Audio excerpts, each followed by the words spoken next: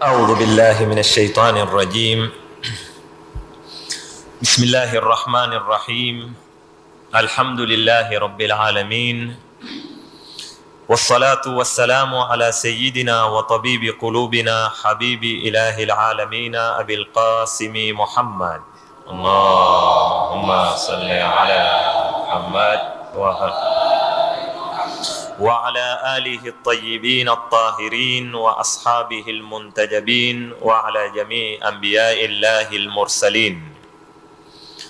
يقول الله سبحانه وتعالى: إن أصحاب الجنة اليوم في شغل فاكهون هم وأزواجهم في ظلال على الأرائك متكئون لهم فيها فاكهة ولهم ما يدعون سلام قولا من رب الرحيم. صدق الله العلي العظيم. Katika darasa iliyopita tulikuwa twazizungumzia aya hizi ambazo zatuelezea mambo ya pepo, na kwa taufiki ya Mwenyezi Mungu Subhanahu wa Ta'ala tuliweza kuzibaini kwa ufupi maana ya aya hizi, kisha tukanena baada ya maelezo machache ya aya hizi tuingie kwenye madhumuni na fikra ambazo kwamba zitukuziwe na aya kama hizi. Na suala la kwanza liliyotukabili ni kuhusu aya ya kwanza ilipotuambia inna ashabal jannati liyawma fi shughulin fakihun. Kuna pepo kwa imani ya Kiislamu. Katika itikadi za Muislamu ni kuamini kuna pepo, na kuamini kuna pepo ni kuamini kwamba kuna watu wataingia peponi. Hawa watakao kuingia peponi ndio hii aya ya wamkuwa ni ashabul janna. Kisha tukaeleza kwamba katika misingi na kanuni za Mwenyezi Mungu Subhanahu wa Ta'ala ni kwamba pepo haigawanywi bure,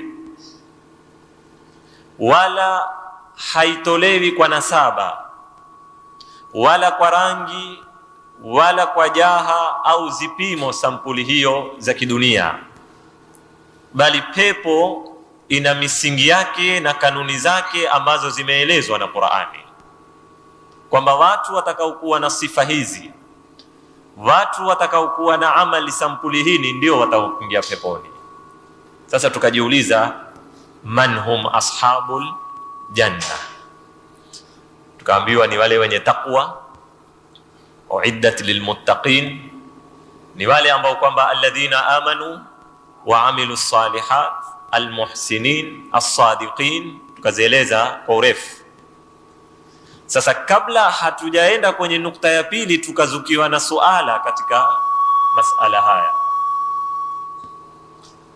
Suala lenyewe lilikuja kwamba baada ya kujibu man hum ashabul janna, kimsingi ni alladhina amanu wa amilu salihat. Sasa tukajiuliza suala kwamba je, hawa watu ambao kwamba hawamuamini Mungu au si Waislamu, wakiwa wamefanya amali njema kama tunavyoona leo, mifano ni mingi na nilipiga juma iliyopita, je, amali zao haziwasaidii kitu? Na ikiwa haziwasaidii kitu, vipi tutaumanisha masala haya na uadilifu wa Mwenyezi Mungu Subhanahu wa Ta'ala? Suala tulinena liko na jawabu mbili, ima ujibu a au haa, ima naam au la.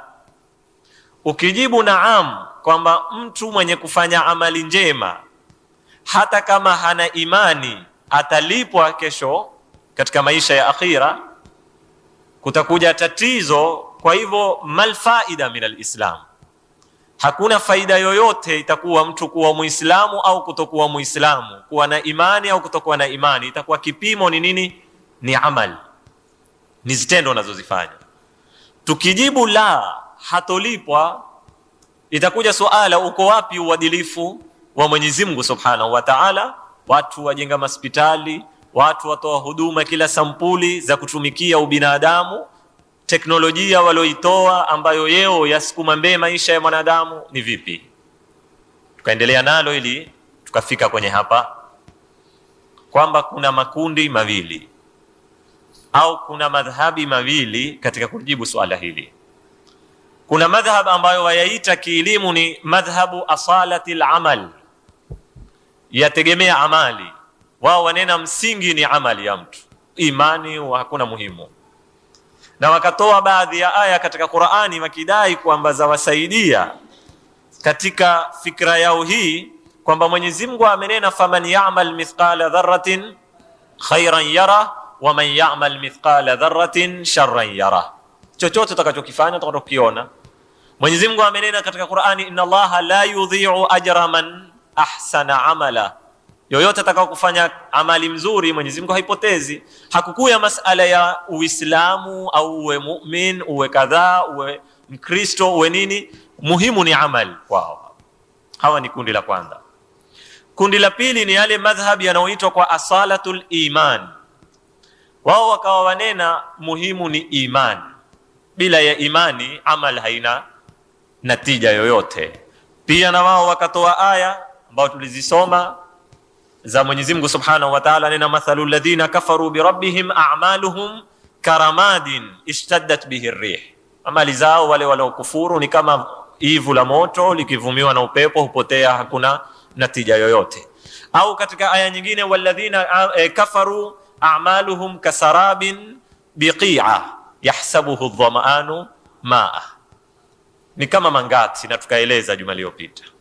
Tukafika kwamba ukweli uko wapi, kwa sababu hawa walitupa mpaka, hawa watu wa imani ndio muhimu, mpaka wakafikia hadi kukapatikana kikundi kinachoitwa Murji'a, wakanena kwamba muhimu ni imani. La tadhurru ma'al imani ma'siya kama la tanfa'u ma'al kufri ta'a. Maadamu ni mu'min, fanya utakalo, hakuna matatizo. Ukweli uko wapi? Sasa yeo ndio tukataka, nimewarudisha katiti tuungamanishe haya maneno ili tupate jawabu ni lipi, atalipwa au halipwi. Kabla ya kufikia kwenye jawabu ya tatu, ambayo ndiyo jawabu imezoungwa mkono na wale wanafikra wa Kiislamu, tuna haja ya kutanguliza nukta kadhaa tuzielewe. Nukta ya kwanza ni kwamba ukafiri uko sampuli mbili. Wameugawanya Waislamu, wanazuoni wa Kiislamu, ukafiri wanena uko sampuli mbili. Kuna ukafiri unaitwa ni kufru juhudin au kufrun an inadin. Kuna ukafiri wa kwanza. Kuna na ukafiri wa pili unaitwa ni kufrul jahala.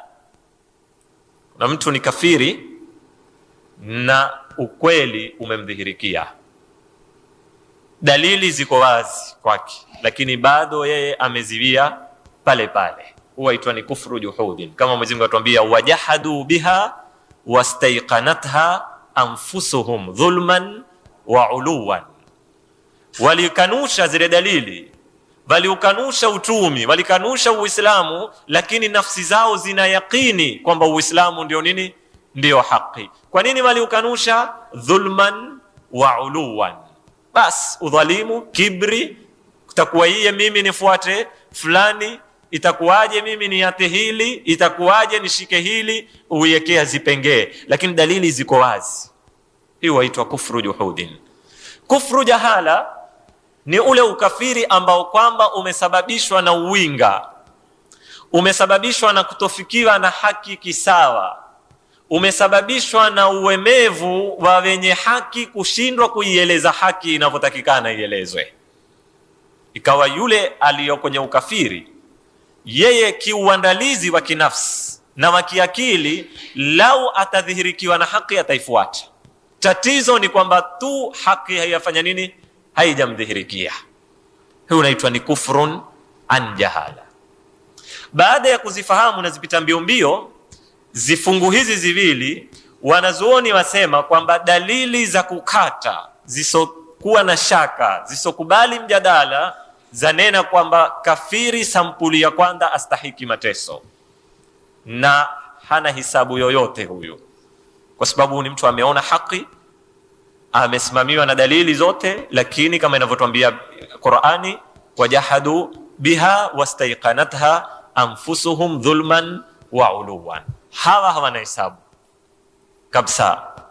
Ama wale makafiri ambao kwamba ni wanyonge, Qur'ani yawaita ni mustadhafina, ima wana udhaifu wa kiakili wa kuweza kupika mambo, au wana udhaifu wako mbali na haki haiwafikii, au kuna udhaifu wenye haki hawajaweza kuieleza haki wale wakaielewa, lau wataielewa wataifuata, hawa waingia kwenye fungu la mustadhafina ambao Mwenyezi Mungu awasamehe watu kama hawa. Hii ni nukta ya kwanza yataka tuifahamu. Nukta ya pili, kabla sijafikia kwenye jawabu, tukiungamanisha na nukta ya kwanza, ukirudi katika aya za Qur'ani utapata kwamba kufaulu siku ya kiyama au kufeli kumefungamanishwa na neno ambalo liko katika aya tunaoisoma kila siku. Mwenyezi Mungu anatuambia yauma la yanfa'u malun wala banun illa man atallaha biqalbin salim. Si amal peke yake, watakikana salamatul qalbi. Ni nini maana ya salamatul qalbi? Katika neno la Uislamu kilugha yamaanisha kujisalimisha, kusarenda kwa Mwenyezi Mungu Subhanahu wa Ta'ala. Mtu katika kusarenda, au tukizungumza kwa lugha ya Kiarabu katika istislam, kujisalimisha, apita kwenye stage kadhaa za kujisalimisha. Tuweza kuzinena ni tatu. Katika kujisalimisha kuna marhala tuyaita ni taslimul jismi, kusalimisha mwili wako. Pili, kuna taslimul aqli, kusalimisha akili yako. Tatu, kuna taslimul qalbi, kusalimisha moyo wako. Mwili waweza kuusalimisha ikawa akili haiyasalimishwa wala moyo hauyasalimishwa. Kama mafungwa yo, kama mateka yo, mtu aweza kukushinda kinguvu, aweza kukushinda kipawa, akaulazimisha mwili wako ukatii amri zake, ukasarenda. Hii ni taslim jasadi. Lakini akili yako japokuwa wayafanya yale ayatakao yeye, wewe akili yako hayakubali, ni amekushinda nguvu tu, kwa patikana taslimul jismi, lakini hakuna taslimul aqli wala taslimul qalbi. Hii ni stage ya kwanza. Stage ya pili kuna kuwa taslimul aqli. Taslimul aqli ni mtu akakupa dalili za kiakili au zisokuwa za kiakili, almuhim akaweza kuikinaisha akili yako na fikra zako mpaka ukaamini la sawa ni hili na la makosa ni hili, la haki ni hili na la batili ni hili. Pale kunapatikana taslimul aqli, lakini hufanyi kitu. Hii kweli, lakini hakuna hatua yoyote inaofuatilia baada yake. Hii ni stage ya taslim, sio anayotaka Mwenyezi Mungu bado. Mwenyezi Mungu anataka usalimishe mwili wako kwake, uswali, ufunge, ni taslimul jasad. Usalimishe akili yako, kwa maana yale unayoyafanya hutendeshi nguvu, uyaamini na umekinai nayo. Wakati unapofunga wakinai kwamba kufunga ni ibada yatoka kwa Mwenyezi Mungu. Wakati mwanamke anavyotukua hijabu akaivaa, amekinai kwamba hijabu kiakili ni lazima mimi niivae, isiwe ni masala amelazimishwa au ni ustaarabu au ni mila na desturi, wazee wamenambia ufanya na vimefanya. Ni lazima kuwe na taslimul aqli, yani qanaa aqliya, umekinai zitu kama hizo. Tatu ndio inakuja taslimul qalbi. Taslimul qalbi tukifasiri kama wanavyonena ni kukipa kitu we mzima, kwa sababu mahala pa mwisho pa mwanadamu ni pa mahaba. Kwa sababu kitu waweza kukifanyisha kimwili, waweza kukinai kiakili, lakini ukawa wakifanya umekinai kiakili, hujapendezwa na lile unalolifanya, kuna mawani nyingi za kupinga. Hasa Mwenyezi Mungu ataka ufike kwenye stage hii ya tatu, mahaba tunayoyaita. Si mahaba ya kupenda haya tunayoyaelewa sisi. Mahaba ni maana wakati unapokipenda kitu, kila unachomiliki hukipa. We mzima uko tayari paka kutoa maisha yako kwa ndia ya kile unachokifanya nini, unachokipenda. Na ndio utaona hadithi zimekuya kutuonesha kwamba iman ikitofungamana na mahaba haina qima kabisa. Kwa sababu watu wengi wamefika leo, ukisoma buhuth, research nyingi zinazofanywa ulimwengu wa magharibi na wazungu, wamesikilia kwenye hadi ya taslimu al-aql. Mtu kama mtaalamu wa Kiingereza Bernard Shaw amefika wakati wazungumza, asema kwamba Muhammad lau atadhihiri katika huu ulimwengu wa leo, ataweza kuyatatua matatizo kwa muda wa kunywa kikombe cha kahawa. Huyo amesikilia kwenye qanaa aqliya, lakini yeye bado hayawa Muislamu. Amefika hadi anena hakuna kanuni inaodhamini maisha ya mwanadamu na maendeleo na ni suluhisho la matatizo yote kama kanuni ya Uislamu. Amesoma, amekinai kwa dalili, lakini lam yusallimil qalb. Sasa Mwenyezi Mungu Subhanahu wa Ta'ala atuambia siku hiyo, la yanfa'u malun wala banun illa man atallaha biqalbin salim. Kwa hivyo masala ya amal peke yake, ya imani peke yake hakuna. Ndio Bwana Mtume sallallahu alaihi wasallam alipowaambia maswahaba, la yu'minu ahadukum hatta akuna ahabba ilayhi min malihi wa waladihi wa nafsihi. Hawezi kuwa muumini katika nyinyi mtu mpaka awe mimi Mtume Muhammad, na Mtume Muhammad hataki kupendwa kama binafsi, kama mumathil, mwakilishi wa Uislamu, kama sharia inaotembea, paka mimi Mtume Muhammad niwe napendeza zaidi kwake yeye kuliko nafsi yake, kuliko mali yake, kuliko zijana zake. Na al-Imam Sadiq alayhi salam atuambia, la yastaqimu imanu abdin hatta yastaqima qalbu. Haiwezi kulingana sawa imani ya mtu mpaka moyo uoane na akili, zote ziwe zatembea pamoja, iwe ni mahaba yako ndio kila kitu chako.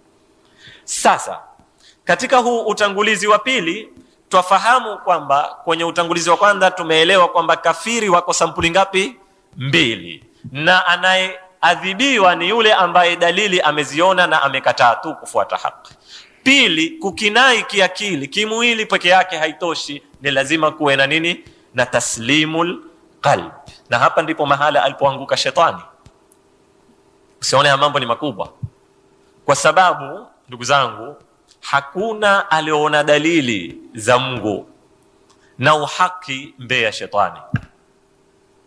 Shetani aliweza kufika daraja mpaka akatangamanishwa na malaika, mpaka akawa ni katika majini, lakini yeye uko katika stage ya juu mpaka ameingia kwenye malaika.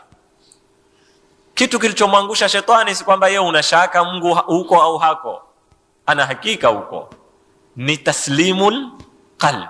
Bas ilipofika wakati ikawa yeye sasa hawa yake, matamanio yake yamekwenda kinyume na maamrisho ya Mwenyezi Mungu.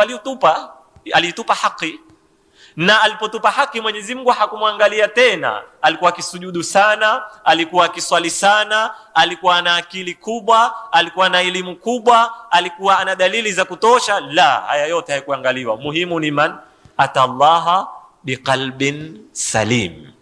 Ndio ukamkuta akakataa kutii amri ya Mwenyezi Mungu, akaanza kuunda zipengee. Sasa khalaqtani min narin wa khalaqtahu min tin. Huyo umemuumba kwa mtanga, mimi umeniumba kwa moto, itakuwaje sasa mimi nimsujudie? Ndio Mwenyezi Mungu akanena kana minal kafirin. Jumla ya kuwa akili imekinai ya Iblis, akaingia kwenye leo wastaiqanatha wajahadu biha wastaiqanatha anfusuhum dhulman wa uluwan. Mfano bora ni wa Iblis. Nukta ya tatu, tumezungumza kwenye ukafiri, tuwe kwenye Uislamu. Tunapozungumza Uislamu, pia Uislamu uko sampuli mbili, kama vile ukafiri uko sampuli mbili. Kuna Uislamu kama anavyouita Ayatullah Shahid Mutahari, Uislamu jiografi. Kuna na Uislamu waqi'i, wa kihakika.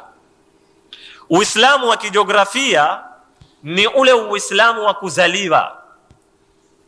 Zipimo zetu sisi wanadamu katika kuhukumu kwetu, Muislamu ni upi na kafiri ni upi. Muislamu ni ule aliozaliwa na wazee wawili Waislamu na mui wa Kiislamu na mazingira ya Kiislamu. Huu ndio Uislamu wetu. Na kila ukiwa wewe mababu zako kwa urefu zaidi Waislamu, na kila ukiwa wewe mui wako kwa tarikhi ndefu zaidi Waislamu, huwa wewe katika wale Waislamu wa daraja ya juu. Na kila ukiwa karibuni kuingia kwenye Uislamu, ikiwa waliosilimu pengine mababu zako au wewe kusilimu, na ukiwa watoka kwenye mimi ya Kikristo si ya Kiislamu, basi wewe huwa Muislamu wa daraja ya pili au ya tatu au ya nne au kwa paka ya sita. Hivi ndivyo tunavyoyagawanya mambo sisi, Uislamu wa kijiografi. Kisha kuna na Uislamu waqi'i wa zipimo za Mwenyezi Mungu Subhanahu wa Ta'ala. Kwa hivyo pia tukizungumza Muislamu tangia peponi, kafiri atangia motoni, msharuti tusitie zipimo zetu za kukagua baina ya Muislamu na asokuwa Muislamu. Tukue zipimo za Mwenyezi Mungu Subhanahu wa Ta'ala. Tutuambia yauma la yanfa'u malun wala banun illa man ata Allaha biqalbin salim. Mwenyezi Mungu hataki tarikhi, hataki babu yako alikuwa nani, babako alikuwa nani. Wa alaysa lilinsani illa ma sa'a wa anna sa'yahu sawfa yura. Hii ni nukta muhimu sana. Kwa hivyo kuna watu ambao kwamba sisi twawazingatia sampuli nyingine, waweza kuwa sio sampuli hiyo.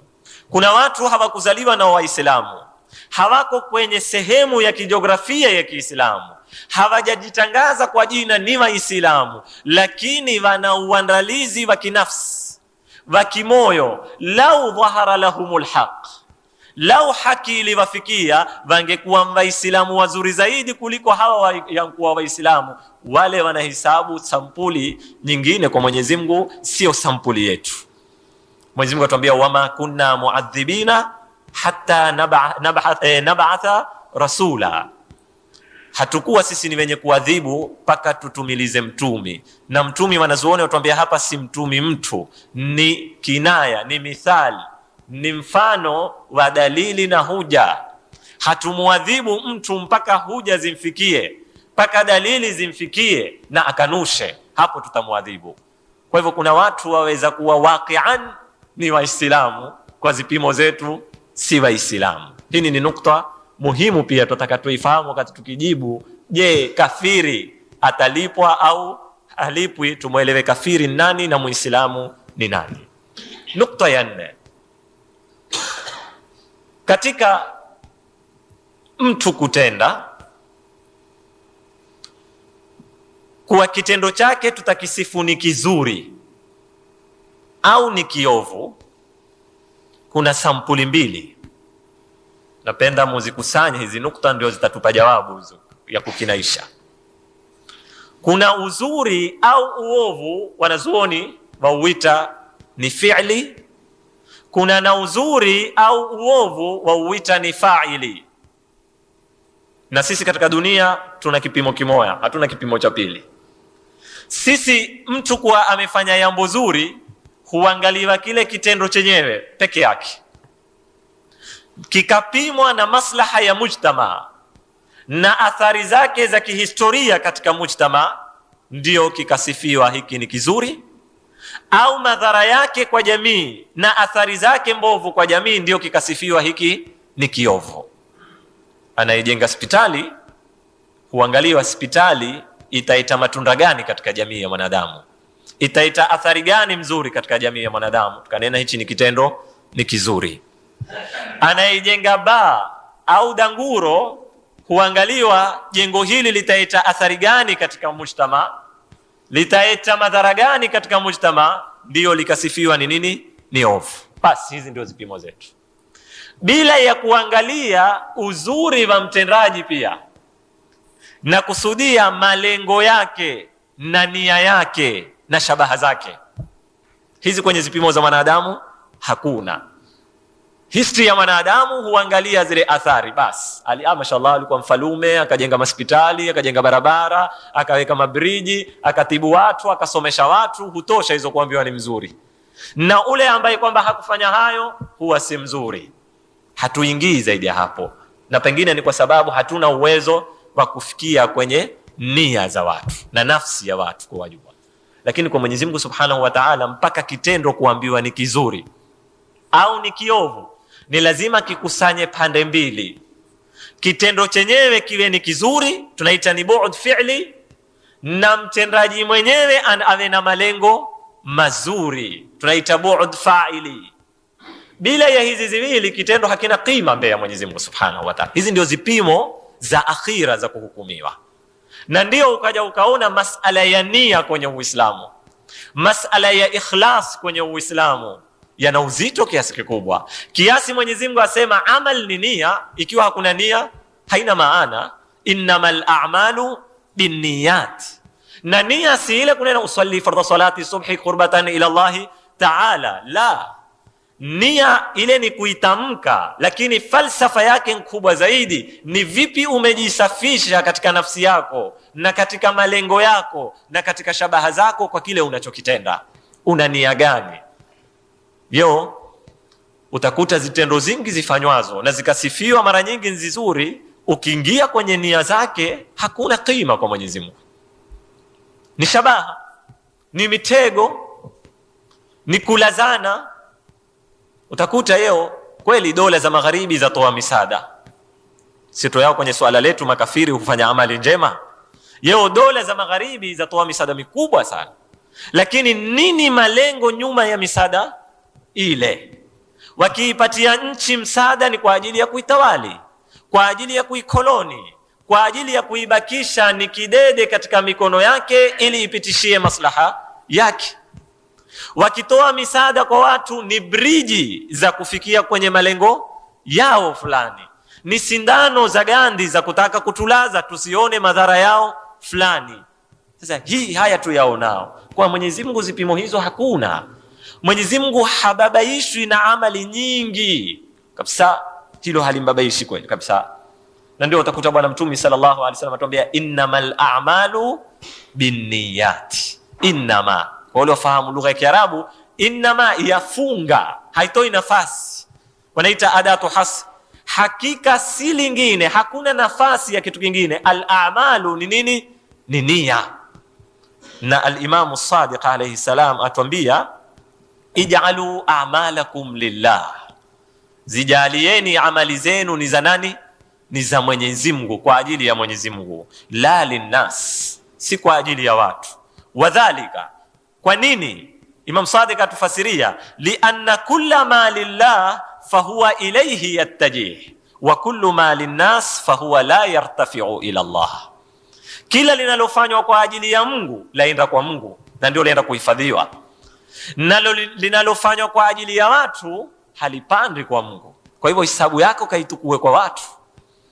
Na ndio utaona baadhi ya hadithi katika masala ya ria kwamba siku ya kiyama mtu atasimama aulize, swala zangu ziko wapi bana? Mimi nilikuwa mashallah 5 salawat usiku kucha nikikesha kiswali salatul layl, Khamisi na Juma hufunga, siku na Jumatatu. Aambiwa nenda ukatukue malipo yako kwa ule uliomtendea, kwa sababu hukuzifanya kwa Mwenyezi Mungu, umezifanya kwa sababu watu wakuone, watu wakusifu, ili ufikie kwenye malengo yako. Ndio ule mfano niloupiga kitambo katika baadhi ya madarasa hapa.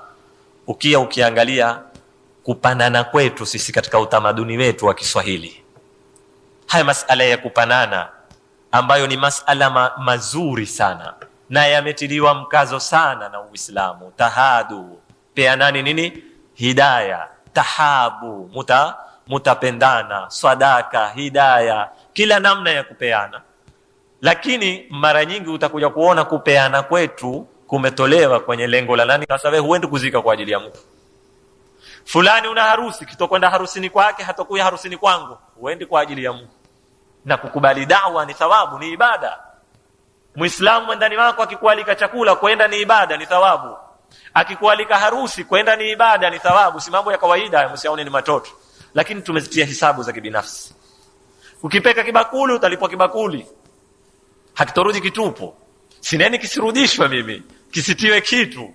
Lakini lazima kuwe kuna nia zitasafishwa. Si masala ya kufungiana hisabu wala kulipana kwenye akaunti.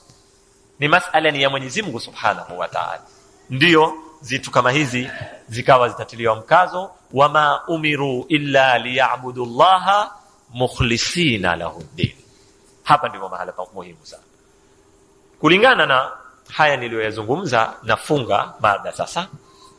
Jawabu ni hili, ni kwamba zipimo za akhira haziangalii amali peke yake, bali zipimo za akhira ni amali iwe mzuri na mwenye kufanya awe msafi, taharatun nafs na malengo. Kukikosekana hiki cha pili, cha kwanza hakina qima. Ndio Mwenyezi Mungu akatwambia wale ambao kwamba kafaru billahi a'maluhum kasarabin biqi'a, na ziwe kama majabali, karamadin ni kama hivyo. Kwa sababu Mwenyezi Mungu hataki amali nyingi. Mwenyezi Mungu ataka kaifia, hataki kamia. Kama wanavyotaka quality, hataki quantity. Si muhimu.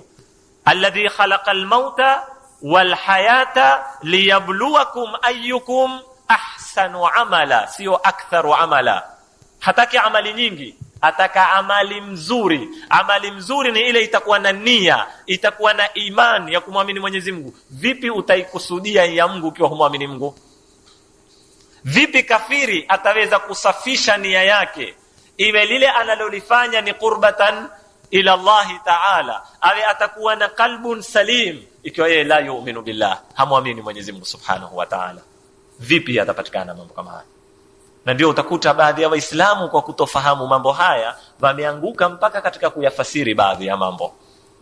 Kuna baadhi ya amali katika historia ya Kiislamu yametokea kwa watu watukufu, ukiketi ukaipima ile amali utaiona ni toto sana, lakini ilivyokuwa kusifiwa na ikapoa zawadi utashtuka wewe. Kiasi wamebidi waundreziswa za urongo kisa wazifanye kama hadithi, kwa kutaka kutoelewa kwao wao wataka kuifanya ni nyingi. Masalan, masala ya Imam Ali kutoa pete, kisa mkiwacho. Imam Ali aliingia ule fakiri msikitini, akawaiwaomba maskini, aomba hakuna mwenye kumpa. Yeye uko kwenye swala, uko kwenye rukuu, akanyosha mkono wake, alikuwa uve pete, ringi la pete, si kwamba alikuwa mpete kubwa ya upia, akampa pete ile. Ikasababisha kuteremka aya na kuthibitishiwa wilaya Imam Ali kwa kutoa pete kama ile. Mwenyezi Mungu akanena, innama waliyukumullahu wa rasuluhu walladhina amanu alladhina yuqimuna as-salata wa yu'tuna az-zakata wa hum raki'un. Allahumma salli ala Muhammad. Sasa wale wenye fikra za vingi wakaja wakatunga baadhi ya hadithi, wakanena kwamba ile pete aliyoitoa Imam Ali kima chake ni kama pato la Sham. Pato la Sham. Sham zamani, ukizungumza Sham ni mkoa katika mikoa ya Kiislamu, yani Suria, Palestine, Lebanon, zote zile zikiitwa Sham, na ni mkoa ulikuwa una senti. Kwa hivyo ile dakhili ya serikali yote ni kama uambiwe sasa upato la Kilindrini kwa wale wayu wao hungia senti ngapi. Kwa hivyo pato la Sham la mwaka mzima ndio ilikuwa kima cha ile pete ya Imam Ali. Subhanallah, alikuwa uve almasi, uve nini.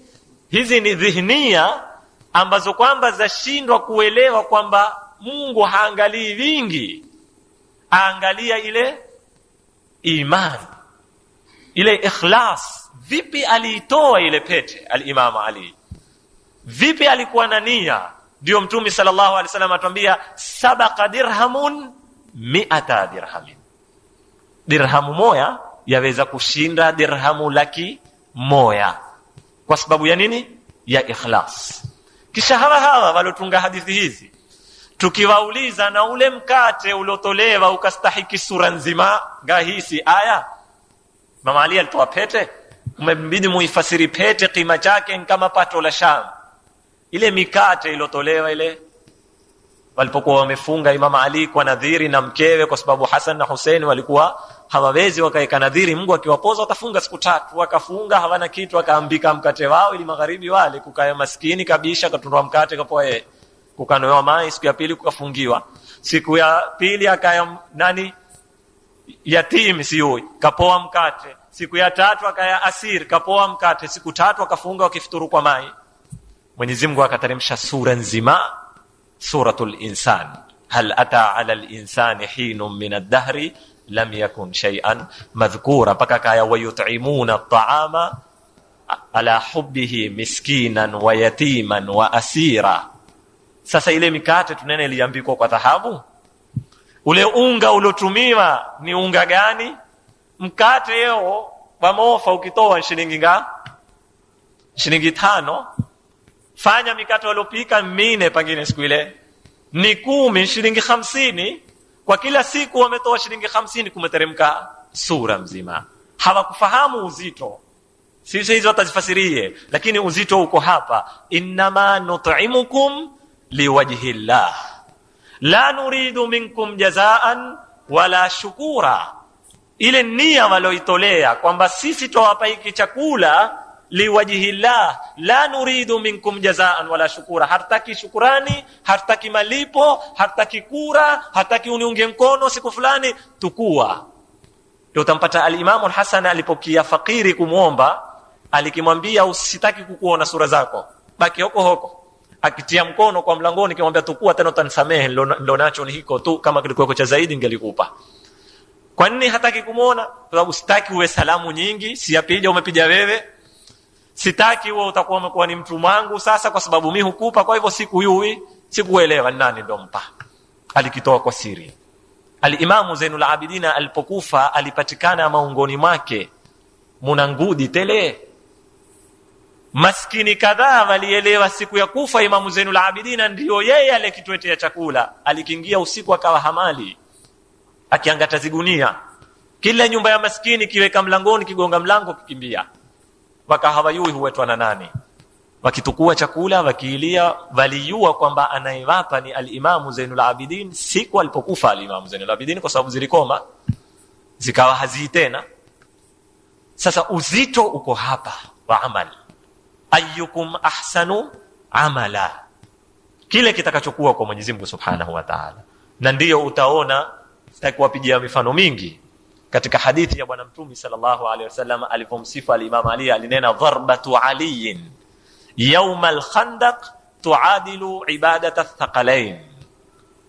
Siku ya Khandaq mayuani, wakati ule Amru ibn Abdiud shujaa wa Kiarabu aliporuka Khandaki akaingia, ikawa nani atapambana naye?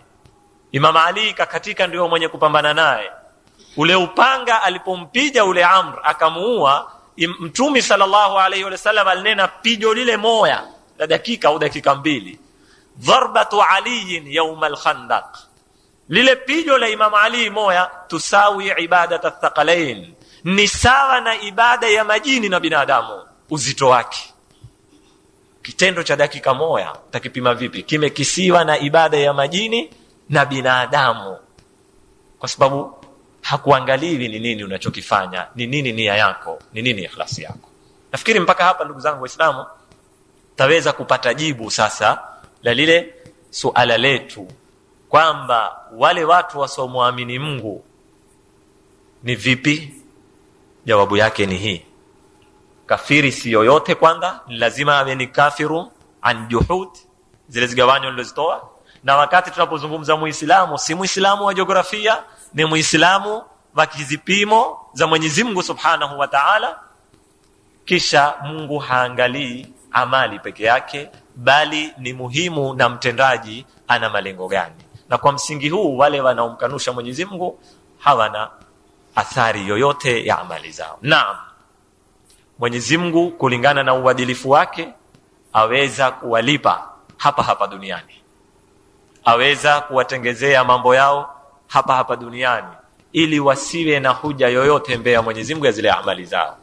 Aweza kuwasahilishia mambo fulani, kuwaondoshea shari fulani, kwa sababu si tuamini kwamba amali mzuri zina athari hapa duniani, zina na athari akhira. Na athari za duniani hazina sharuti ya Uislamu, kwa sababu situambiwa Rahmani ni ulimwenguni na wapi na ni wema na waovu ulimwenguni. Rahim ni kwa Waislamu, kwa sababu kule inaofanya kazi ni iman, ikhlas na qalbun salim, ambayo tulioizungumza kama tulivyopita.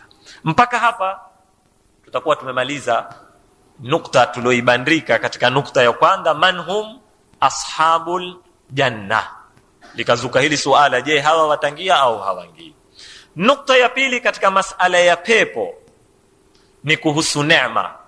Tukirudi kwenye zile aya tumenena, inna ashabal jannati al-yawma fi shughulin fakihun hum wa azwajuhum fi dhilalin ala al-araiki muttakiun lahum fiha fakihatun wa lahum ma yad'un salamun qawlan min rabbir rahim.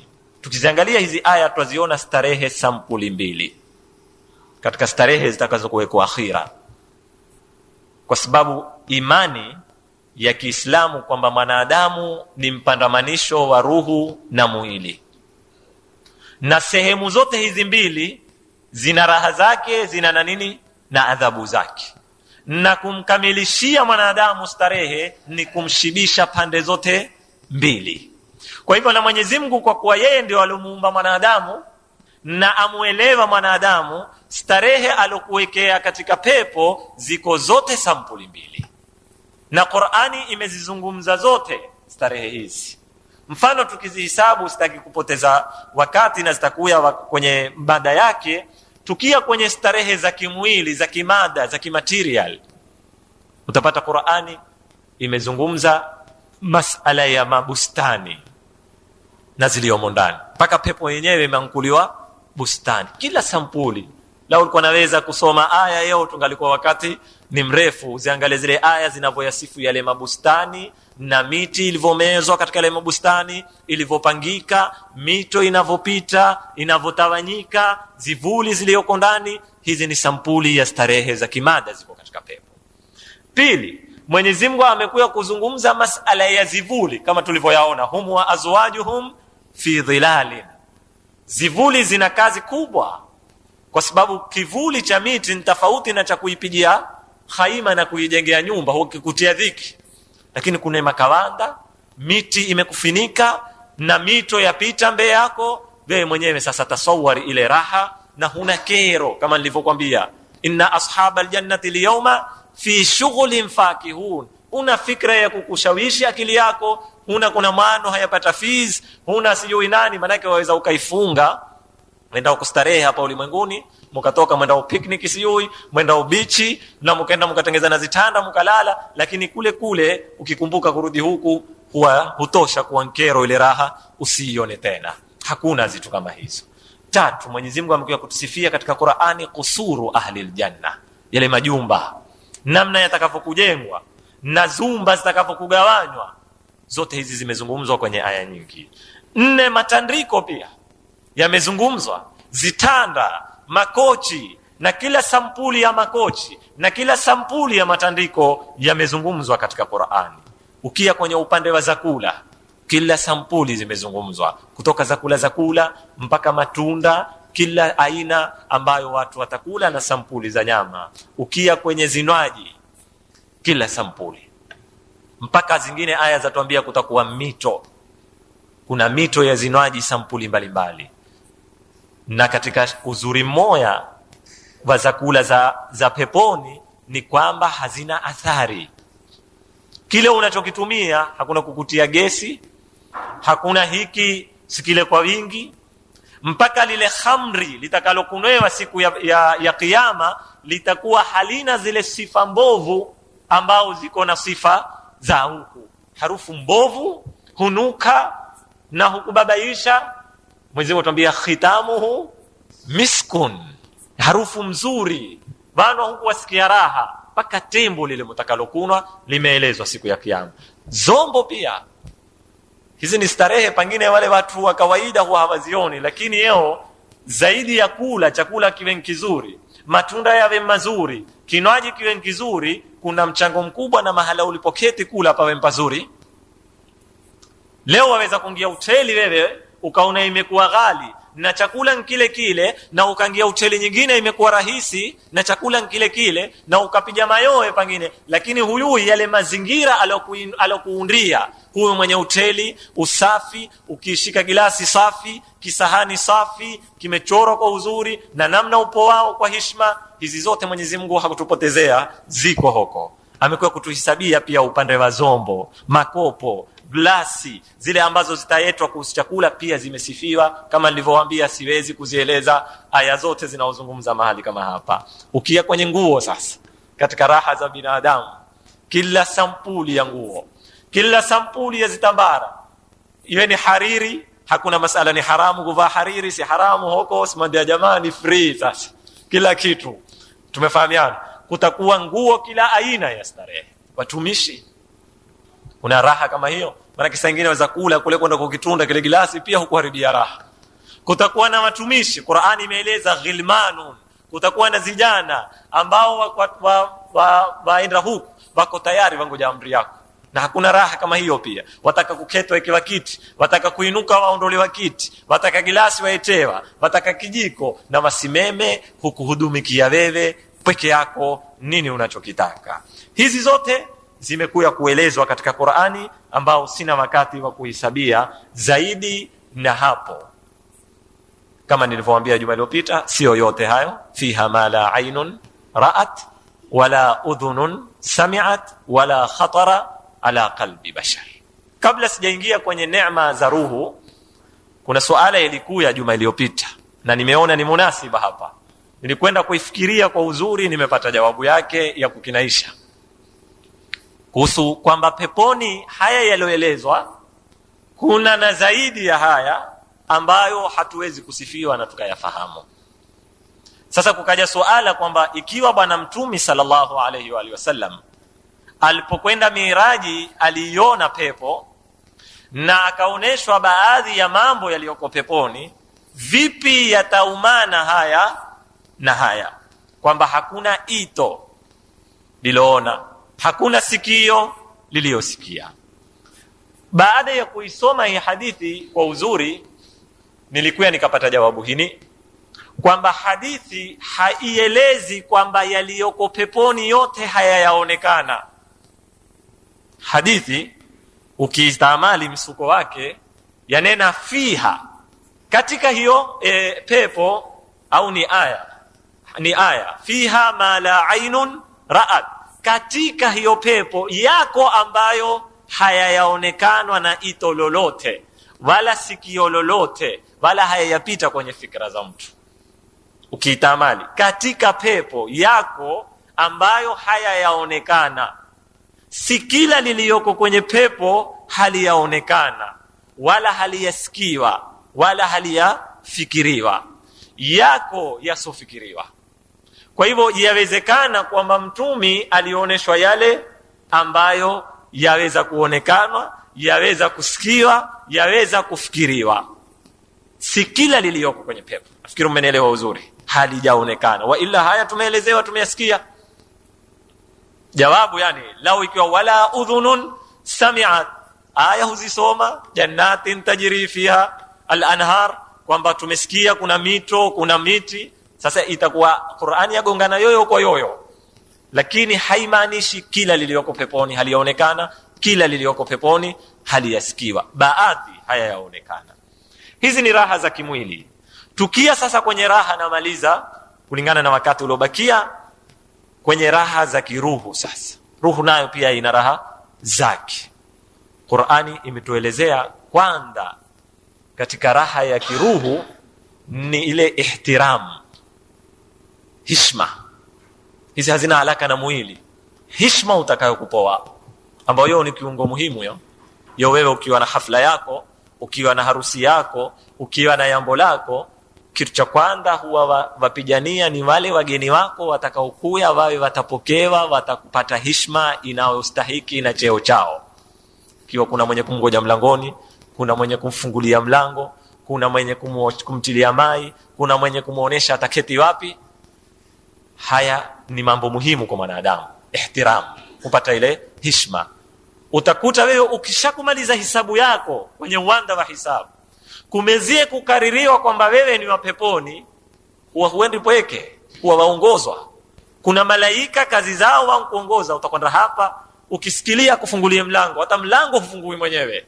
Ile umekurubia kwenye mlango wako wa pepo, kuna malaika waketizie milangoni ngoja kufungulie mlango. Kuna mwenye kukutukua kupeke. Utaona mawaziri wakiingia kwenye mikutano, kila mmoja hungoja mwende, amshike mkono, ampeke mpaka kwenye kiti, amwambie hapa ndipo mahala pako. Hii ni ihtiram khas ambayo Mwenyezi Mungu Subhanahu wa Ta'ala ameiweka, na ni raha ya kiruhu. Ujione kwamba wewe ni muhimu na wewe washughulikiwa, si huku pengine mwani fulani na fulani, wengine waambie haya giane tu. Kule ushastahiki kuingia peponi, una ihtiramu yako, utapoa. Pili, amani. Amani ambao ndio suratu Yasin inatuambia salamun qawlan min rabbir rahim. Hakuna hofu, hakuna kibabaiko, hakuna yeye kutangia mwizi ajepe, hakuna sio kukangia moto zikateketea. Waishi katika hali ya amani ambayo kwamba ni ya upeo, haisabirishiki. Itakuwa namna gani? Huna hamu yoyote ya hofu yoyote ambayo kwamba wewe utaipata. Hunu ni mlango muhimu katika raha ya kinafsi. Ni marafiki wanadamu katika kuishi kwake, katika raha yake, kuwa na senti namna utakaokuwa, kuwa na starehe namna utakaokuwa, lakini marafiki ni muhimu katika maisha. Marafiki ambao waweza ukaketi nao mukazungumza, mukabadilishana mawazo, mukafurahishana. Hii ni nukta muhimu. Lau kila mmoja atafungiwa kwenye nyumba yake kule peponi, ukatiliwa utakachokutiliwa, hakuna raha. Kula namna utakakula, lakini haivi zile ziarati ambazo Mwenyezi Mungu amezieleza kwenye Qur'ani, wale akhilla kama watuambia mabui. Kutakuwa na zikao za kuketi kwa pamoja, jamaa wakiwa upija tena hapo ni khamri ama nini, huku wakihadithiana zile shida za wapi, za ulimwenguni, namna walivyokuwa wakiteseka, namna walivyokuwa wakipata tabu, huku wakiangalia zile neema. Hii ni raha ya nini, ya kinafsi, mbali na kula. Ndio ile alal araiki muttaqiun, kila mmoja ametegemea kwenye kochi lake, kila mmoja amepandisha maguu yake, na huku huzungumzwa dhihaka, na hakuna kukerana, na hakuna dhiki, na hakuna yao rafiki yao kunizuru, huyu yao na matatizo, huyu yao kunielezea mambo yake ya kiulimwengu. Kila mtu ametosheka, kwa hivyo hakuna kero, hakuna kukimbiana. Siku kama hiyo katika raha ya kinafsi ni ile al-inshirahu nafsi. Hiyo hakuna raha yeye ukiwa kijana ukahisi kwamba babako uko radhi na wewe au mamako uko radhi na wewe, ukiwa ni mume ukahisi kwamba mkeo uko radhi na wewe, una raha nno. Na mke akahisi kwamba mumewe uko radhi naye, ile kuhisi ile yaitwa inshirahun. Utauna raha kwenye nafsi yako imefunguka. Kule kutakuwa na ile radhiyallahu anhum waradhu anhu. Wewe una hakika kwamba Mwenyezi Mungu uko radhi na mimi. Kuna zaidi hapo kwamba wewe umepata radhi ya Mwenyezi Mungu. Mwenyezi Mungu akwambia moja kwa moja kwamba mimi niko radhi na nyinyi, nimekinai nyinyi ndio waja wangu, mumesikilia daraja ninayotaka. Hiyo usipo chochote, wataka mwezi uketi uisikize ile al-inshirahu nafsi. Kwa ile Mwenyezi Mungu kutuambia salamun qawlan min rabbir rahim, na mimi niko radhi na nyinyi, fanyani mtakalo. Sasa mwisho ni ile kuwa hakuna kufa, inrahana ile khalidina fiha. Hakuna kufa, hakuna kuwa kizere, hakuna kutembea ukashika bakora, hakuna kupanda taraja ukainama. Wewe siku zote uko na nguvu zako kamili, na kila unachokimiliki kama nilivyowaambia, inna ashabal jannati liyawma fi shughulin fakihun. Wako kwenye raha, hakuna chochote cha mbee kinachokutishia. Zaidi ya hapo la mwisho, walakum ma tashtahun. Yatosha kwamba Mungu kwambia haya ndio kuwekea, na wewe utakacho nenda kakete upike, uwezacho kukipika kiete tutakupa. Ndio hii aya tuambia, hum wa azwajuhum fi dhilalin ala al-araiki muttaqiun lahum fiha fakihatun wa lahum ma yad'un. Matiwa mlango wazi bana. Hizi tulizohesabu sijui wake, hurul aini, majumba, manini, haya yote sio mwisho. Ikiwa pia utaka kueta yako ete, kwa sababu Mwenyezi Mungu anatuambia kile utamanicho kiombe. Namaliza mazungumzo yangu kwa kiswa cha mwanachuoni mmoja maarufu, Sheikh Muhammad Jawad Mughniya.